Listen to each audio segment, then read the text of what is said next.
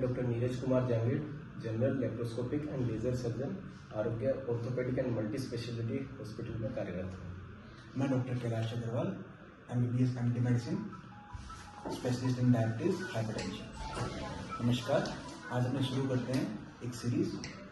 Doctor साहब कैसे हैं? बस बढ़िया सर। सर मैं जानना चाहता हूँ कि कुछ मरीज होते हैं जो मेरे पास भी आते हैं और इन जनरल कंप्लेंट्स भी रहती हैं कि उनके पाइल्स की दिक्कत रहती है, दर्द रहता है, तो उसमें क्या करना चाहिए ऐसे लोगों को? तो सर ये ना 3 तरह की बीमारियां होती है जो गुदादार द्वार से रिलेटेड होती है, पाइल्स, फिशर और फिस्टुला।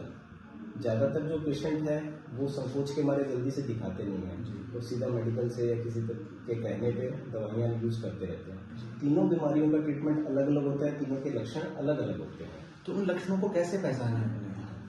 इसमें सबसे पहले अपने बात करते हैं पाइल्स की। तो पाइल्स के जो पेशेंट होते हैं उनमें ज़्यादातर वो पेशेंट प्रेजेंट करते हैं गुदाद्वार में सूजन या फिर मल के साथ खून आने के साथ। और दर्द की समस्या ज़्यादा नहीं होती है, जब तक कि उसमें सूजन ज़्यादा नहीं आए तब तक पाइल्स में दर्द नहीं होता है। और फिशर जो है, फिशर में मेनली दर्द रहता है या फिर मल के साथ खून आता है। कई मरीज कंप्लेन करते हैं कि कईयों के मल के साथ खून आता है, कई बोलते हैं मल के बाद खून आता है, तो इनमें क्या डिफरेंस रहता है? इनमें ज़्यादातर जो फिशर में जो ब्लीडिंग होती है वो मल के साथ चिपक के ही आती है, उतनी आती है।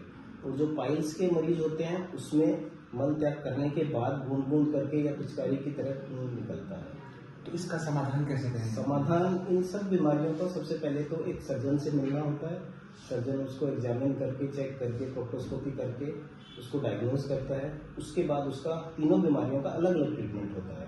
जैसे फिशर की समस्या है, 80% केसेज में वो दवाइयों से ही ठीक हो जाती है, उसमें ऑपरेशन की जरूरत नहीं पड़ती है। तो इसका इलाज पूर्ण तरीके से संभव है? संभव है, पूरी तरीके से किया जा सकता अगर है। हम समय से, अगर उनको मरीज अगर सर्जन से आके मिलता है, दवाइयाँ लेता है, ट्रीटमेंट लेता है, तो कई बार तो मेडिकल ट्रीटमेंट से ही सब कुछ ठीक हो जाता है।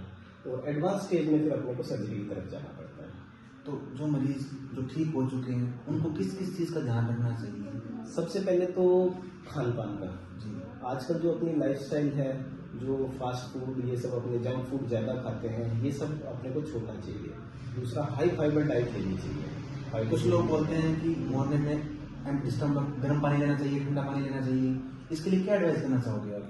पानी लेना अच्छा रहता है, पानी लेना चाहिए सुबह सुबह, लेकिन इसमें गर्म ठंडे का कोई ज़्यादा विशेष अंतर नहीं है। कोई पानी ले सकता है? पानी अपने को इन जनरली कम से कम 2 से 2.5 लीटर मिनिमम पानी नॉर्मल वेदर में लेना चाहिए, और गर्मियों में और ज़्यादा। इन मरीजों को ऐसा रहता है कि जिनको पाइल्स की दिक्कत है, बोलते हैं कोलेस्ट्रॉल हमारा बहुत ज़्यादा रहता है, हमें ऐसे सही नहीं रहता, छाती में भारीपन महसूस होता रहता है, तो उसमें कोलेस्ट्रॉल का क्या रोल रहता है पाइल्स में? पाइल्स में सर कोलेस्ट्रॉल का सीधा तो कोई ऐसा रिलेशन नहीं है, लेकिन जो कोलेस्ट्रॉल रह रहा है उनके हाइपरटेंशन की दिक्कत हो सकती है, या फिर कुछ कार्डियक इवेंट साथ में हो सकते हैं उस कंडीशन में, या फिर खून पतले की दवा चल रही है, उसके कारण ब्लीडिंग के चांसेस बढ़ जाते हैं। ओके, तो दोस्तों ये थी पाइल्स के रिलेटेड पूरी जानकारी और उसका समाधान। Thank you.